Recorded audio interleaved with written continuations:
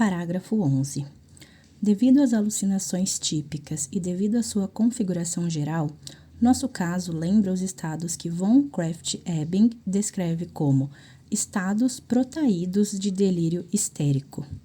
Diz ele, são casos mais brandos de histeria onde se manifestam esses estados de delírio. O delírio histérico protraído tem sua raiz num esgotamento temporário. As comoções parecem fomentar seu aparecimento. A recaída é fácil. Na maioria das vezes, encontramos o delírio de perseguição juntamente com um forte medo reativo. Depois, o delírio religioso e erótico. Não são raras as alucinações de todos os sentidos. As mais frequentes e importantes, contudo, são as ilusões de ótica, de olfato e de tato. As alucinações de ótica são, em geral, visões de animais, cortejos fúnebres, procissões fantásticas onde abundam mortos, diabos, fantasmas e coisas semelhantes. As ilusões auditivas são simples efeitos acústicos, gritaria, estrondos, estampidos ou verdadeiras alucinações, muitas vezes de conteúdo sexual. Então, nesse parágrafo 11, o que o Jung vai explicar é que, devido às características das alucinações e do quadro geral, esse caso lembra o que o psiquiatra Krafft-Ebing chamava de estados protraídos de delírio histérico. Segundo esse Krafft-Ebing, esse tipo de delírio aparece em formas mais brandas de histeria, e a sua causa geralmente está ligada ao esgotamento temporário do organismo e costuma ser desencadeado por choques emocionais, e a recaída é comum. E os sintomas mais típicos são os delírios de perseguição, acompanhados de medo intenso. Em seguida, podem surgir delírios religiosos e eróticos. As alucinações aparecem em vários sentidos, mas as principais são visuais, olfativas e táteis. E no campo visual aparecem imagens como animais estranhos, cortejos fúnebres, procissões cheias de mortos, diabos, fantasmas e seres semelhantes. No campo auditivo há tantos barulhos simples como gritos, estrondos e estampidos, quanto vozes e sons mais complexos, muitas vezes de conteúdo sexual. Ou seja, o Krafft-Ebing descreve um quadro de histeria em que a mente cria um universo paralelo, repleto de imagens de morte, religião, sexo e perseguição. E é justamente por essa semelhança que Jung aproxima o caso da senhorita E desse diagnóstico, embora, como a gente vai ver, ele vai além dessa explicação médica tradicional. Nesse parágrafo, então, o Jung vai reconhecer que o caso da senhorita E se encaixa em uma categoria já descrita, mas ao mesmo tempo ele vai preparar o caminho para investigar o que essas imagens e delírios podem significar simbolicamente na psique. Parágrafo 12.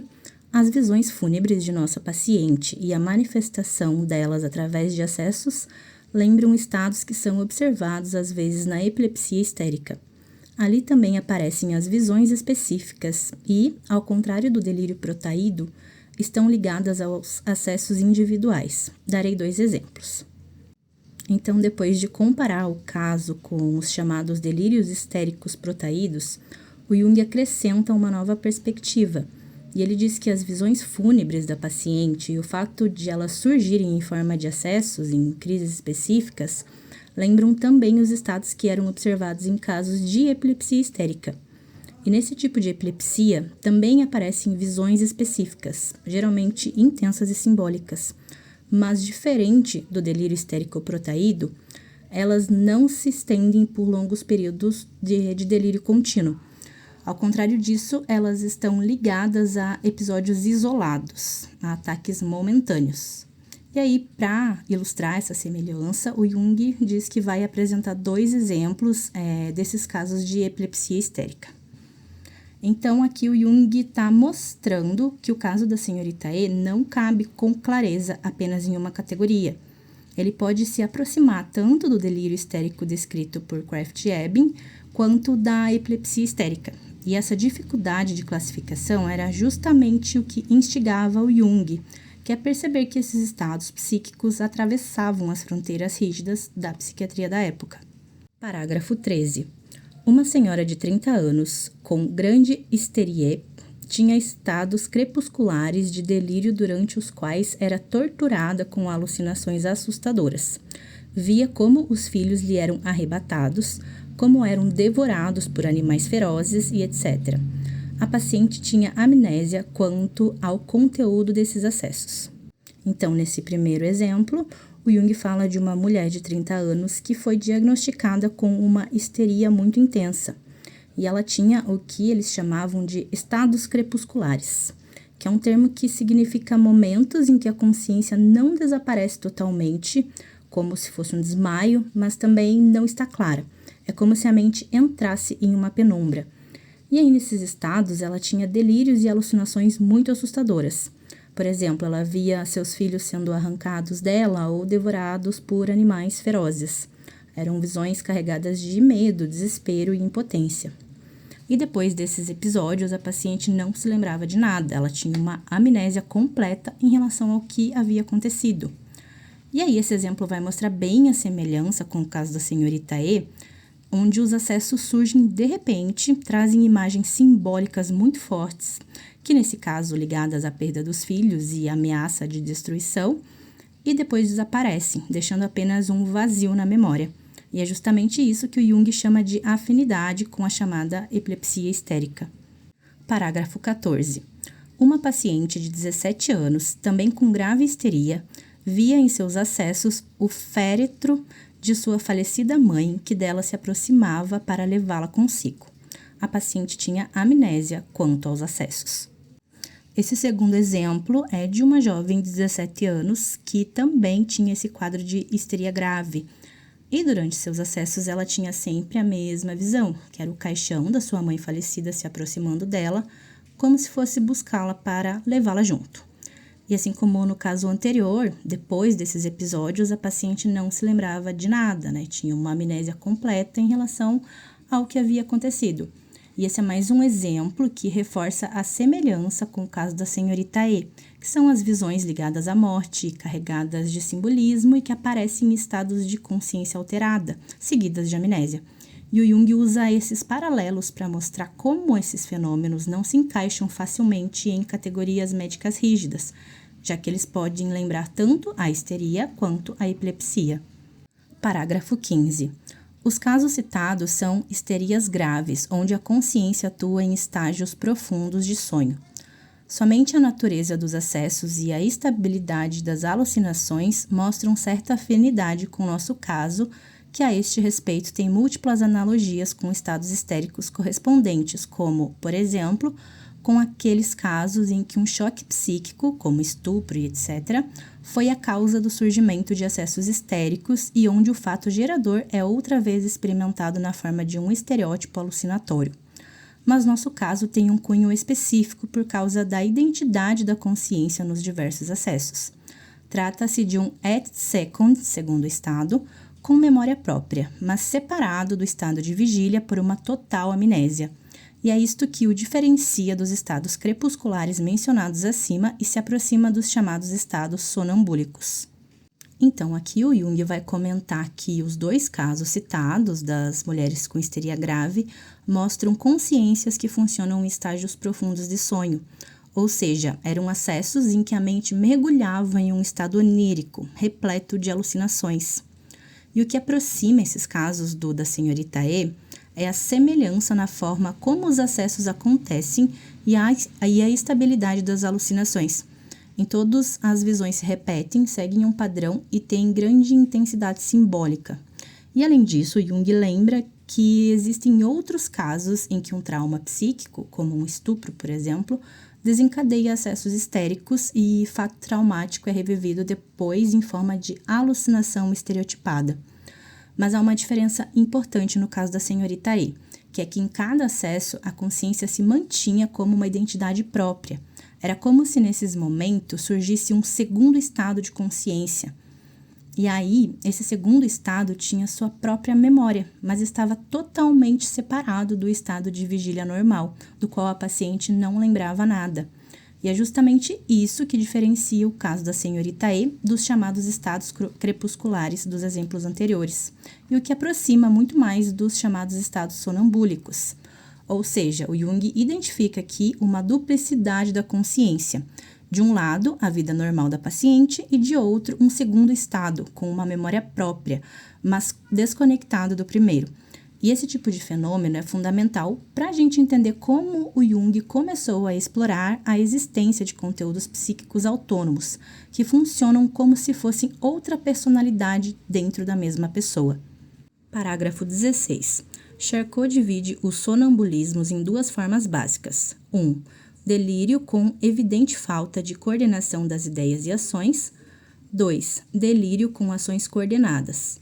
Este estado se aproxima daquele em que a pessoa está acordada. Então, aqui nesse parágrafo 16, para aprofundar essa questão do segundo estado de consciência, o Jung vai trazer as ideias de Charcot, que foi um dos maiores estudiosos da histeria no século XIX. E o Charcot vai dizer que existem duas formas básicas de sonambulismo. Um é o delírio com falta de coordenação, que neste caso as ideias e as ações da pessoa não se organizam bem, e é um estado confuso em que a mente cria delírios desconexos e o comportamento não tem uma direção clara. E aí o 2 é o delírio com ações coordenadas, que apesar de estar em um estado alterado de consciência, a pessoa age de uma forma organizada, quase como se estivesse acordada. É um sonambulismo muito mais próximo da vida consciente normal. Então, o Charcot já percebia que esses estados variavam muito. Em alguns, a pessoa parece perdida em um caos mental. E em outros, ela se move e pensa de uma forma ordenada, mesmo estando em delírio. Então, essa classificação vai ajudar o Jung a situar o caso da senhorita E. Os delírios dela não eram totalmente desorganizados. Havia uma lógica, uma sequência, uma narrativa simbólica. E isso aproxima justamente dessa segunda forma de sonambulismo descrita por Charcot, onde as ações são coordenadas e têm um sentido. Parágrafo 17.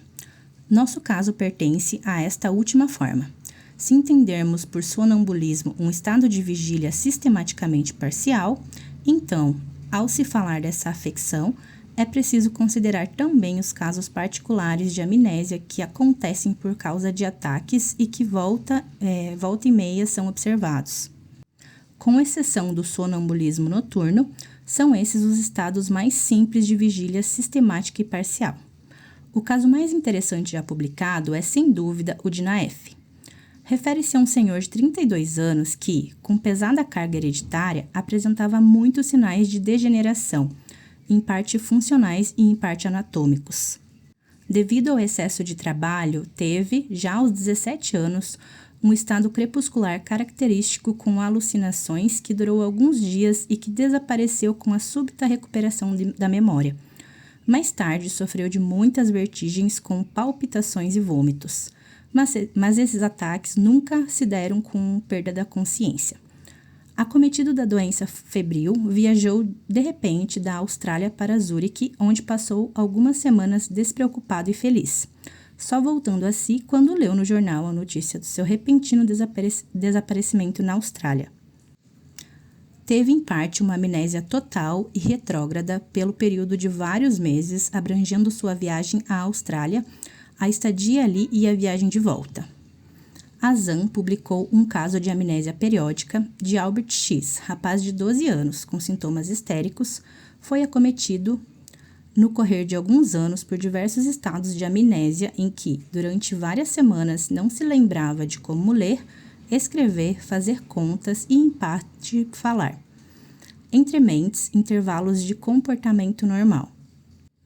O Jung vai dizer aqui que o caso da senhorita E pertence à segunda forma de sonambulismo descrita por Charcot, aquela em que as ações e pensamentos são coordenados mesmo em estado alterado.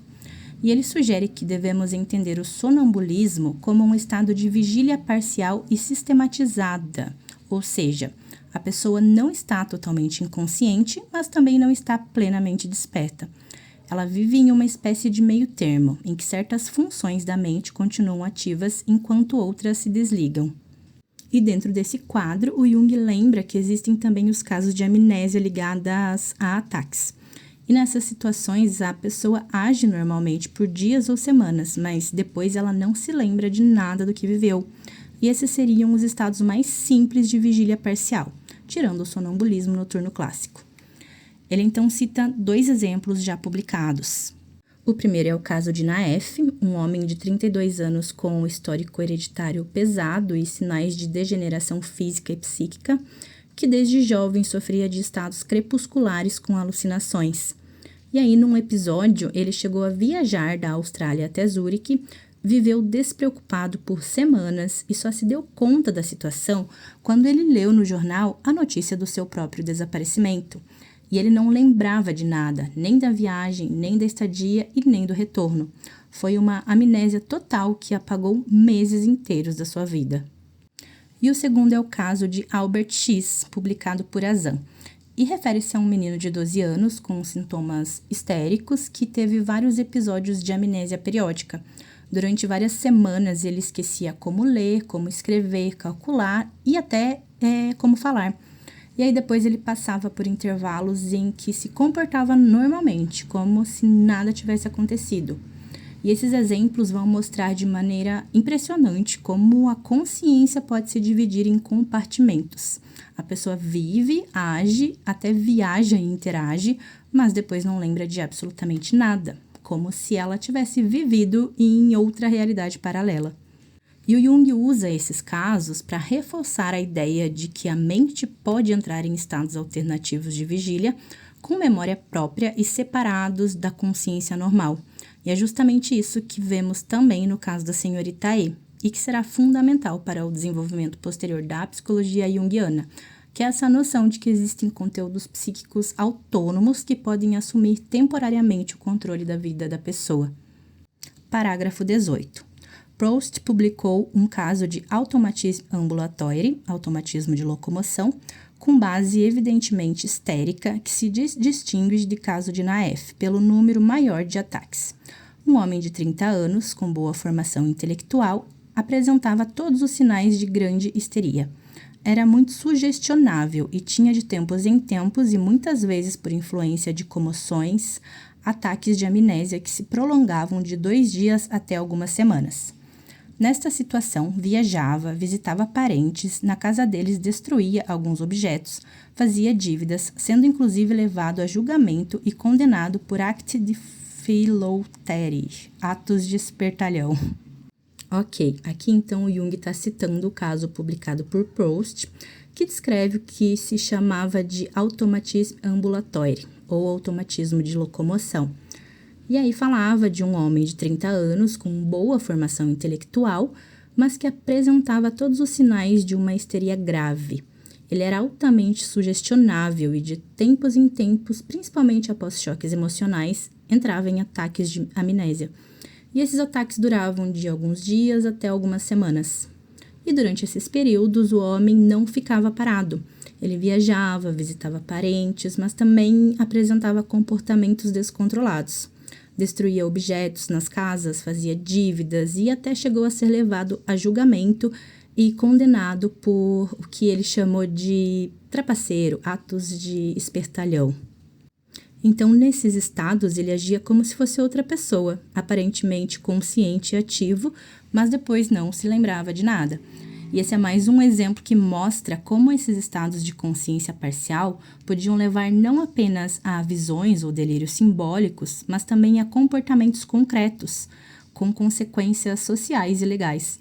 Mais uma vez, fica claro que a mente pode assumir modos de funcionamento totalmente independentes, fora do controle da consciência habitual. Parágrafo 19. Caso semelhante de instinto nômade relata Boetial. Uma viúva de 22 anos, gravemente histérica, apavorou-se devido à premente necessidade de uma cirurgia de salpingite. Saiu do hospital onde estivera internada até então e entrou em estado sonambúlico, do qual acordou após 3 dias com amnésia total. Nesses 3 dias percorreu em torno de 60 quilômetros procurando sua filha. Temos aqui então um outro caso muito semelhante ao anterior, mas com um detalhe bem importante, que mostrava um instinto nômade, que é uma necessidade de se colocar em movimento durante o estado alterado. Era uma paciente viúva de 22 anos, gravemente histérica, que ficou apavorada diante da necessidade urgente de passar por uma cirurgia, que iria exigir uma intervenção médica. Então, assustada, ela fugiu do hospital e entrou em um estado sonambúlico. E permaneceu assim por 3 dias e só depois despertou, mas sem nenhuma lembrança do que havia acontecido. Total amnésia. E durante esse período, ela percorreu cerca de 60 quilômetros procurando sua filha. E é um caso que mostra como esses estados sonambúlicos não ficavam restritos a visões ou delírios internos, mas poderiam levar a ações muito concretas, quase como se o inconsciente tomasse as rédeas do corpo e conduzisse a pessoa em direção a algo significativo para ela, que nesse caso era a busca pela filha. E assim o Jung vai construindo uma ponte entre a histeria, sonambulismo e amnésia. Todos esses fenômenos revelam que a psique pode se fragmentar e funcionar em modos paralelos de consciência, cada um com sua lógica e objetivos próprios. Parágrafo 20. William James narra um caso do tipo ambulativo. Ansel Bourne, pregador itinerante, 30 anos, psicopata, tinha às vezes ataques de perda de consciência durante 1 hora. Certo dia, 17 de janeiro de 1887, desapareceu de Greene, depois de haver retirado de um banco $551. Ficou desaparecido por 2 meses. Durante esse tempo, dirigiu, como A.J. Brown, um pequeno armazém em Norristown, Pensilvânia, cuidando normalmente de todas as compras, ainda que nunca tivesse feito isso antes. No dia 14 de março, acordou de repente e voltou para casa. Amnésia total com referência ao período. Nesse parágrafo 20, então, o Jung vai falar de William James, que é um conhecido psicólogo e filósofo americano, que ele conta um caso muito marcante do chamado tipo ambulatório, que é de Ansel Bourne, um pregador itinerante de 30 anos que já tinha um histórico de psicopatia e ocasionalmente sofria ataques de perda de consciência que duravam cerca de 1 hora. Mas no dia 17 de janeiro de 1887, ele simplesmente desapareceu da cidade que ele morava e logo depois de sacar $551 de um banco, que é uma quantia bem considerável para a época. E o surpreendente disso é que durante 2 meses ninguém sabia do paradeiro dele.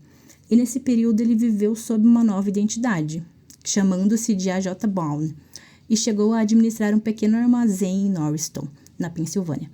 E ele comprava mercadorias, atendia clientes e levava uma vida absolutamente normal, ainda que nunca tivesse feito esse tipo de trabalho antes.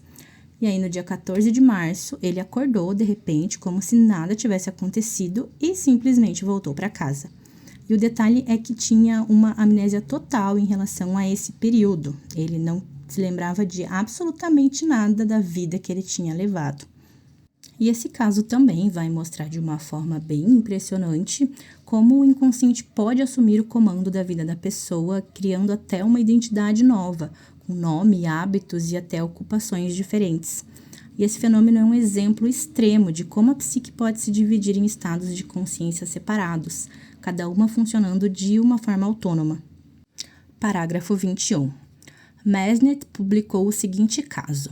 27 anos de idade, sargento da tropa africana, ferido no osso parietal em Basales, teve durante 1 ano, até o ferimento sarar, uma hemiplegia que desapareceu com a cura da ferida.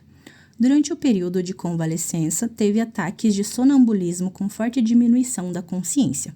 As funções sensoriais, com exceção do tato e de pequena parte da visão, ficaram paralisadas. Os movimentos possuíam coordenação, mas a objetividade deles para vencer empecilhos ficou fortemente limitada. Durante os ataques, o paciente apresentava uma estranha mania de acumular coisas. No decorrer de várias manipulações, era possível atribuir à sua consciência um conteúdo alucinatório se, por exemplo, lhe fosse dado nas mãos um pedaço de pau. Ele se imaginava num cenário de guerra. Considerava-se em postos avançados, via o inimigo se aproximando e etc. O Jung está contando aqui que Mesnet descreveu o caso de um homem de 27 anos, que era um sargento da tropa africana, e que sofreu um ferimento grave no osso parietal, que é uma região lateral do crânio, durante uma batalha.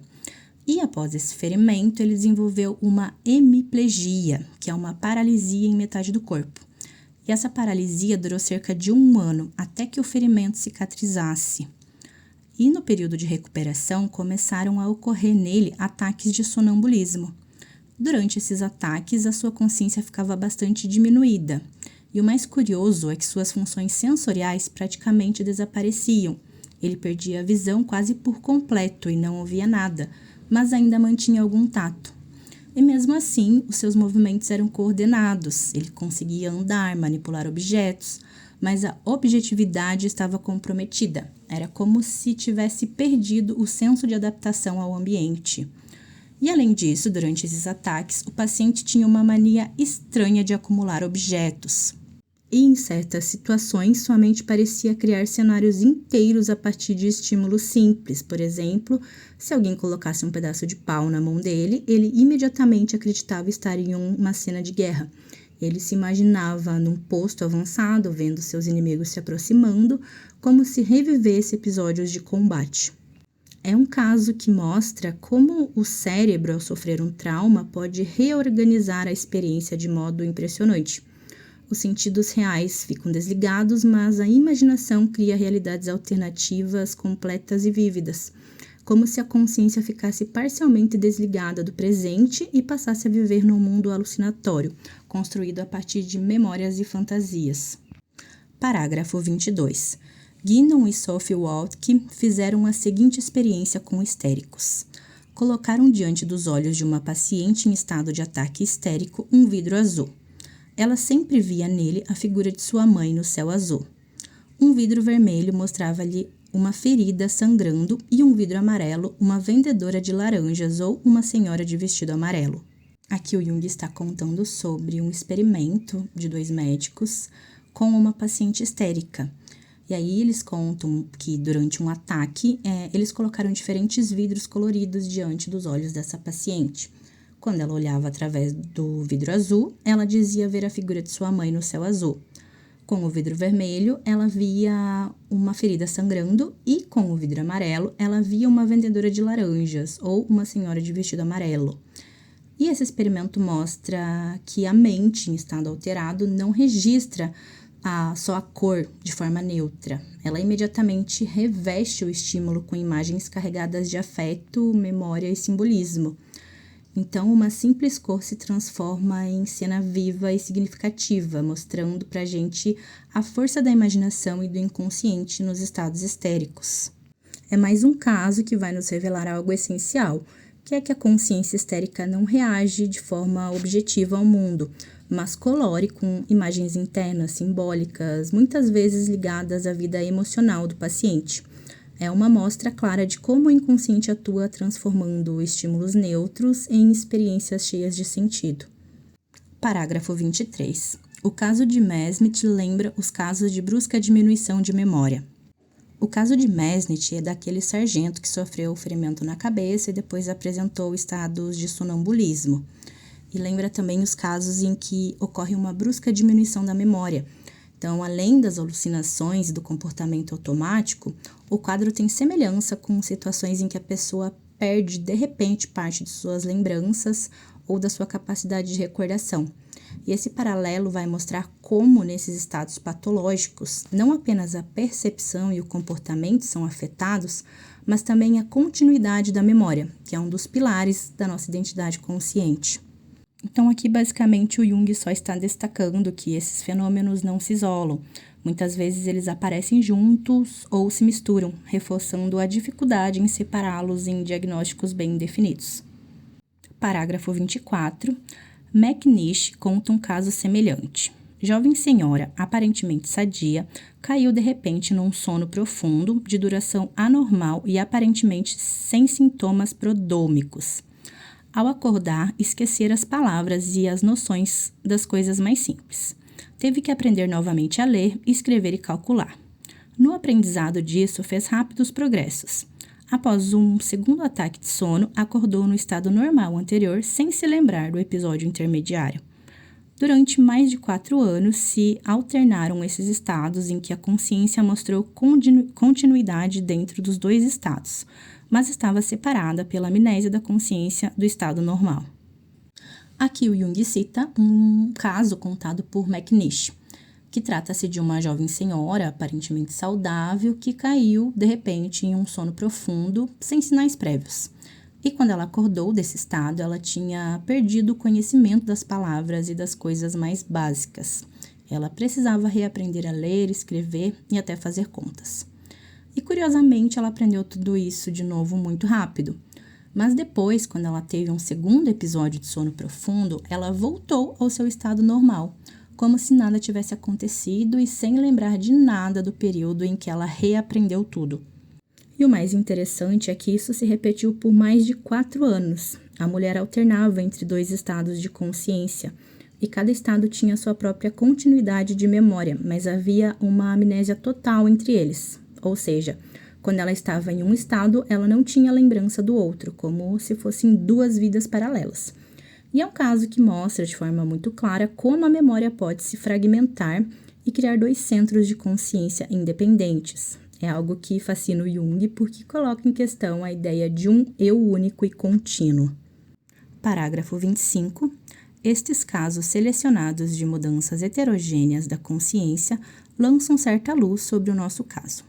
O caso de Naef mostra 2 eclipses esteriformes de memória, caracterizando-se um deles pelo surgimento de obsessões e o outro por causa da longa duração, por diminuição da consciência e nomadismo.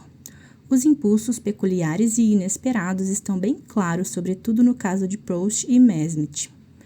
Podemos colocar perfeitamente em paralelo com isto o arrancar instintivo de flores e o revolver sepulturas de nosso caso.